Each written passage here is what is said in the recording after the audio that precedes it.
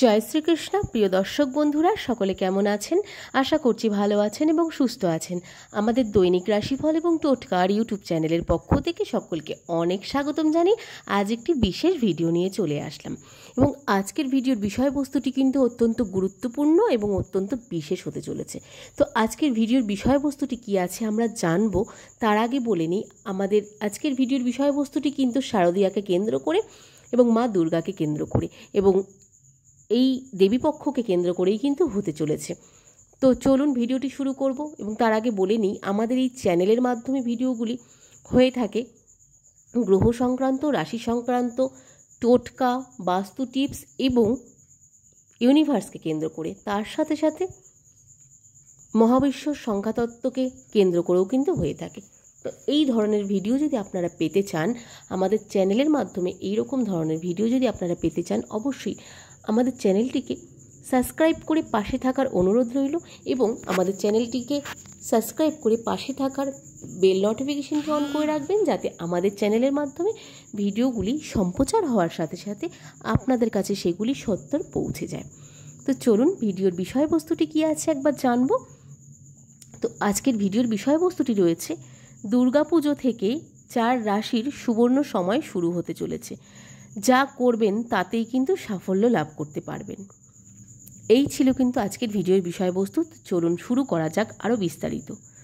তো শারদীয়ায় নবরাত্রি শুরু হলো মানেই 3রা অক্টোবর থেকে কিন্তু ইন্দ্র ও বুধাদিত্য যোগে কিন্তু পড়ে গেছে অলরেডি।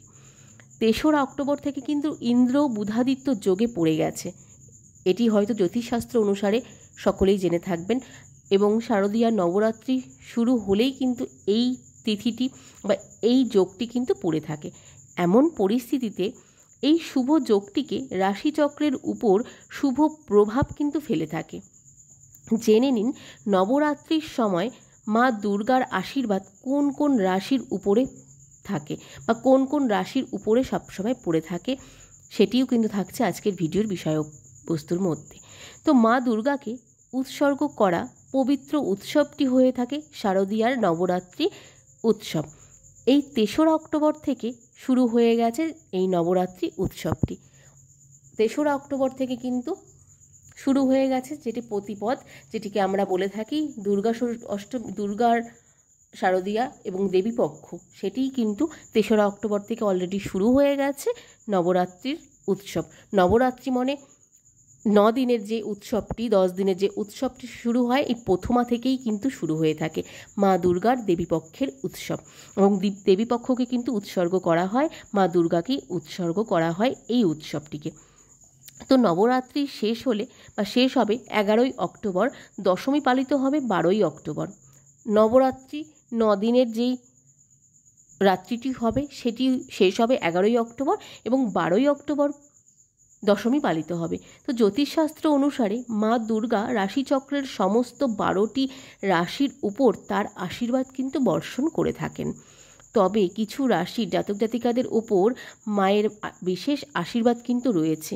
জেনে নিন এই রাশিগুলি সম্পর্কে এবং এই রাশিগুলি কোন কোন রাশি রয়েছে রাশিচক্রের মধ্যে, কোন কোন রাশি আমরা দেখতে পাই। প্রথমত রয়েছে বিশেষ যে 4টি রাশি রয়েছে, সেই রাশিটি কিন্তু আজকে আমরা বলতে চলেছি এই 12টি রাশির মধ্যে। সেই রাশিগুলির মধ্যে প্রথমত রয়েছে ধনু রাশি। ধনু রাশির জাতক জাতিকাদের জন্য শারদীয়ার নবরাত্রি শুভ ফল কিন্তু নিয়ে আসতে চলেছে এবং প্রচুর ফলদায়ক হতে চলেছে। ব্যবসা বা সম্পত্তিতে যারা কাজ করছেন তারা কিন্তু প্রচুর লাভবান হবেন বা লাভ করতে পারবেন। দাম্পত্য জীবনে চলমান সমস্যাগুলো কিন্তু দূর হবে এবং দূরে যাবে। টাকা আসবে প্রচুর পরিমাণে, আর্থিক উন্নতি হবে কিন্তু প্রচুর পরিমাণে।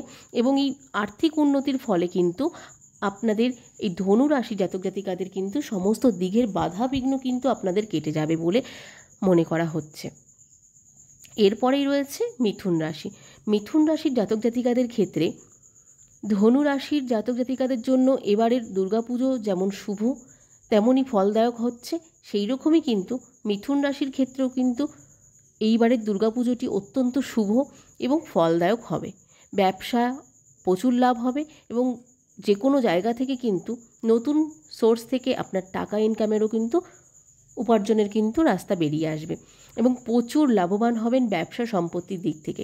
যারা চাকরি করছেন বা যারা নতুন চাকরি খুঁজছেন তাদের জন্যও কিন্তু নতুন সুযোগ আসার সম্ভাবনা রয়েছে প্রচুর পরিমাণে। যারা ব্যবসা করছেন, যাদের অনেক দিন থেকে হয়তো ব্যবসা ডাউন যাচ্ছে, তাদেরও কিন্তু ব্যবসায় উন্নতি হওয়ার সম্ভাবনা রয়েছে প্রচুর পরিমাণে।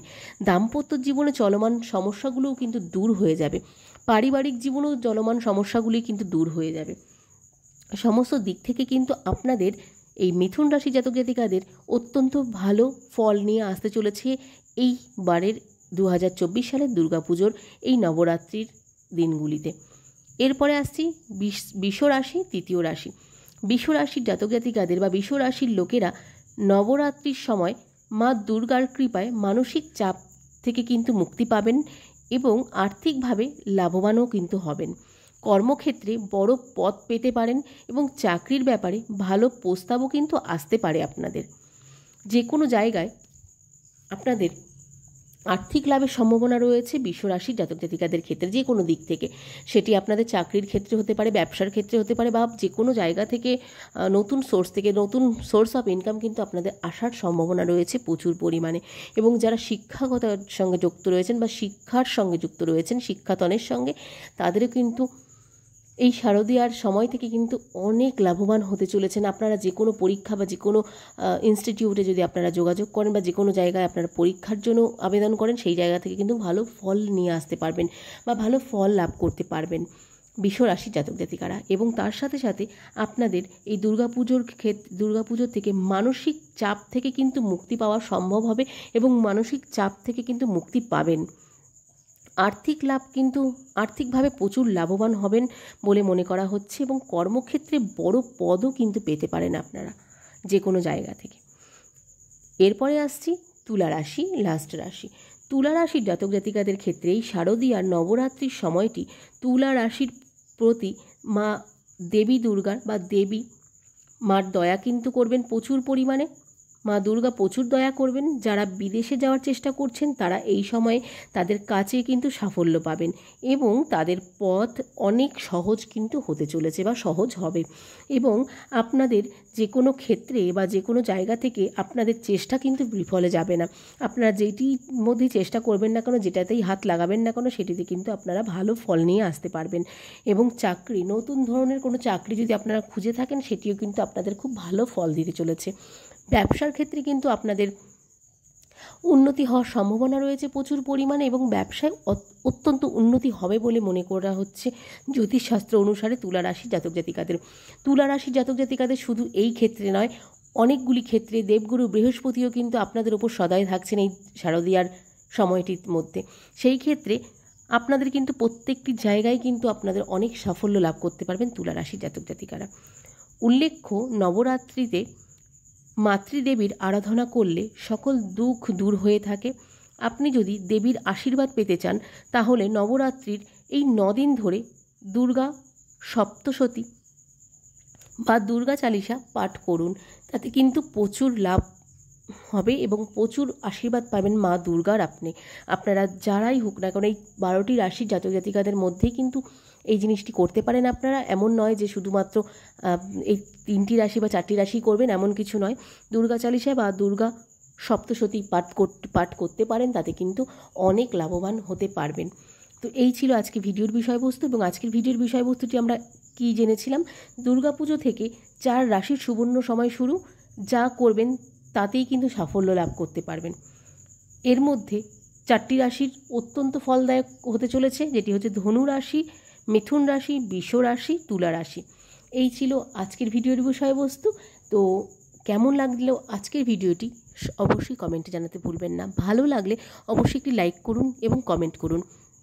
আমাদের চ্যানেলের ভিডিওগুলি কেমন লাগছে অবশ্যই কমেন্টে জানান এবং আপনারা কেমন ধরনের ভিডিও দেখতে চাইছেন অবশ্যই কমেন্টে জানান। যদি আপনারা ইউনিভার্সকে কেন্দ্র করে ভিডিও দেখতে চান বা আপনারা গ্রহ রাশি সংক্রান্ত ভিডিও দেখতে চান, সমস্তটি কমেন্টে জানান। আমরা সেই রকম ধরনের ভিডিওই আপনাদের সঙ্গে দেওয়ার চেষ্টা করব। তো চলুন আজকের মতন ভিডিওটি এখানে শেষ করব। সকলে খুব ভালো থাকবেন এবং সুস্থ থাকবেন, আমাদের চ্যানেলটির পাশে থাকবেন এবং নতুন ভিডিও নিয়ে আসা পর্যন্ত সকলে খুব ভালো থাকবেন। তো চলুন শারদীয়ার অগ্রিম শুভেচ্ছা জানিয়ে আজকে ভিডিওটি এখানে শেষ করছি। ইউনিভার্সকে ধন্যবাদ জানিয়ে আজকে এখানেই ভিডিওটি শেষ করব। তো সকলকে রাধে রাধে বন্ধুরা।